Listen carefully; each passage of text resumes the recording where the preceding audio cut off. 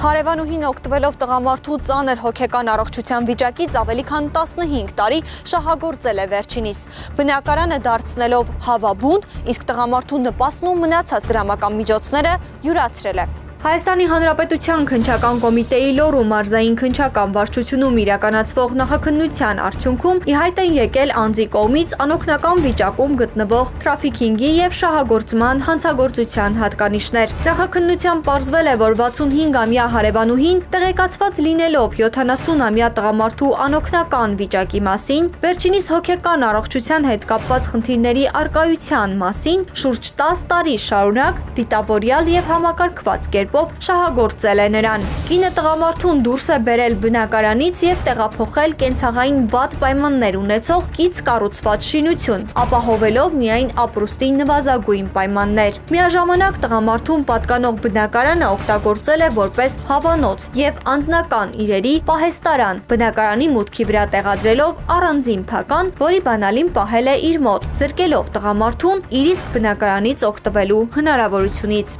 Չբավարարվելով այդքանով, կինը տղամարդուն ստիպել է անհատույց աշխատել, տնամերձ հողամասում եւ այգում կատարել գյուղատնտեսական աշխատանքներ, ինչպես նաեւ տուժողի բնակարանում պահվող հավերին խնամել։ Նախաքննության ընթացքում պարզվել է, որ 65-ամյա կինը տեղյակ լինելով 70-ամյա տղամարդու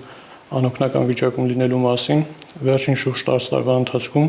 շահագործել է նրան, ենթարկել է թրաֆիքինգի։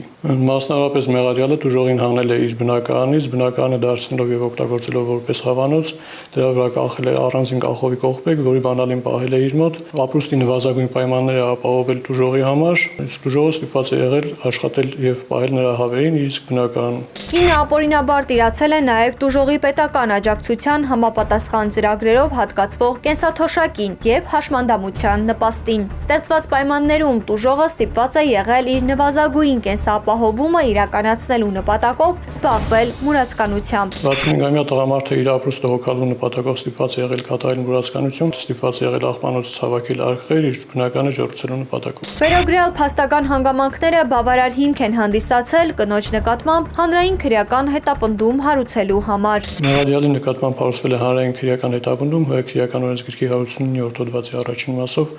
այն է անօգնական վիճակում գտնվող անձի շահագործումը կամ թրաֆիքինգը։ Վարույթի նախաքննությունն ավարտվել է, քրեական վարույթը մեղադրական եզրակացությամբ ուղարկվել է հսկող դատախազին, այն հաստատելու եւ ըստ էության քննության առնելու համար դատարան ուղարկելու միջնորդությամբ։